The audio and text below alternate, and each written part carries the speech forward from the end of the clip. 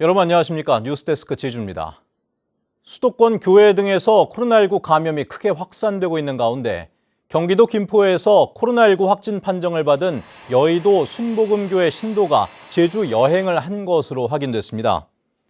제주도에 따르면 여의도 순복음교회 신도 A씨는 지난 10일 충북 청주의 부모와 제주에서 만나 2박 3일 동안 제주를 여행한 뒤 김포시 선별진료소에서 검사를 받아 어제 코로나19 확진 판정을 받았고 A씨의 부모 역시 양성 판정을 받았습니다. 이들은 10일 오후 아시아나항공 8433편으로 제주에 도착해 제주 공룡랜드와 제주시 봉계동의 음식점에서 저녁 식사를 한 뒤 제주 한화리조트에 머물렀습니다.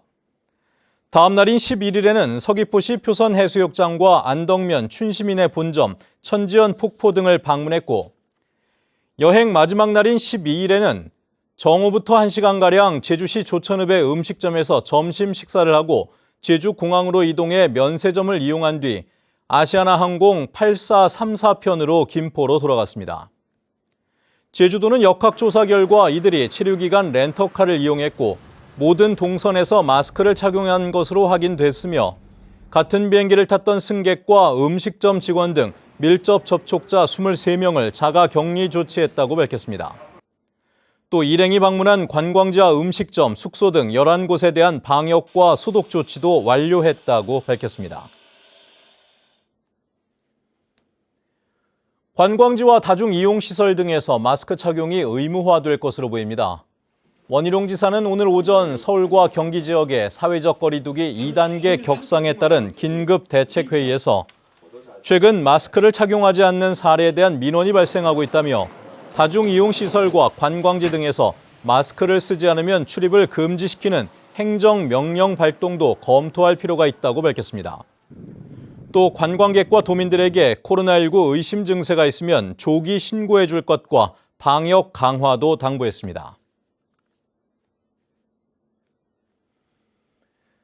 제주시 오라동에는 일제강점기 시절 유림들이 나라를 구하고자 뜻을 모았던 조설대가 있는데요.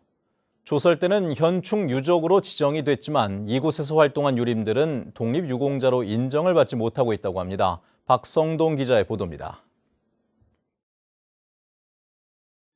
조선시대 때 임금이 세상을 떠나면 유림들이 모여 절을 올리며 곡을 하던 망배단.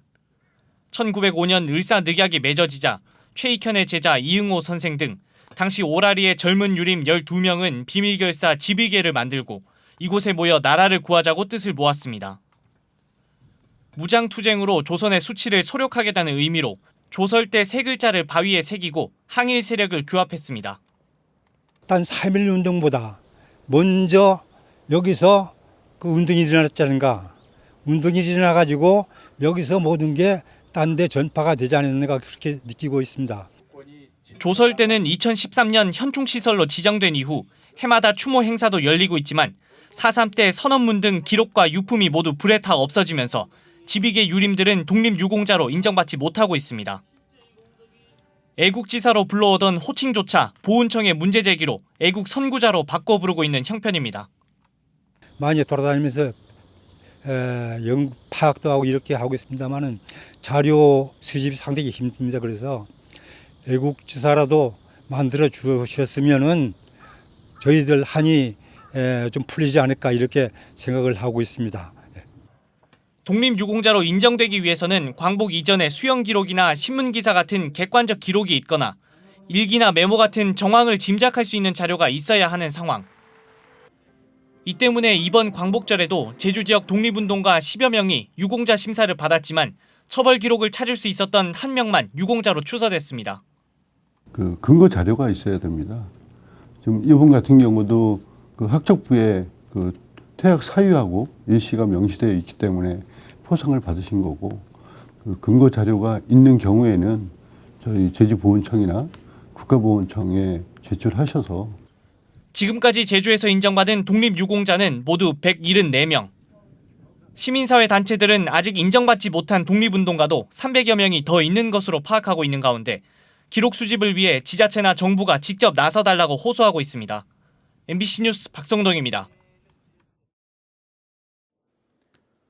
원희룡 지사의 광복절 축사 발언에 대해 정치권의 비판이 잇따르고 있습니다. 더불어민주당 제주도당은 논평을 내고 원 지사의 발언은 참가자들을 무시하고 자신의 권력을 앞세워 도민들을 겁박하는 태도라며 유감을 표명했습니다. 제주녹색당도 논평을 통해 보수의 대선 후보가 되기 위해 제주를 놀이판으로 이용하지 말라며 도민의 권한을 자신의 권한으로 말하는 지사는 자격이 없다고 비판했습니다.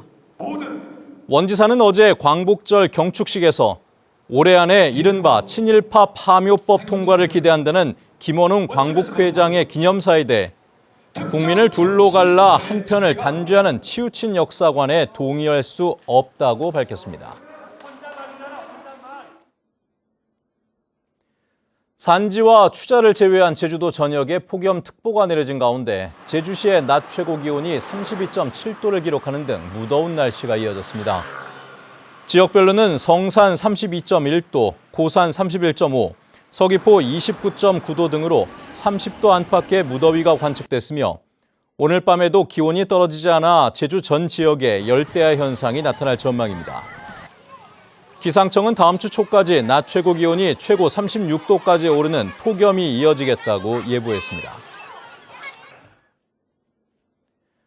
오늘 오전 10시쯤 제주시 한경면 수월봉 인근 갯바위에서 관광객 64살 윤모 씨가 발을 헛디뎌 5m 아래 바닥으로 추락했습니다.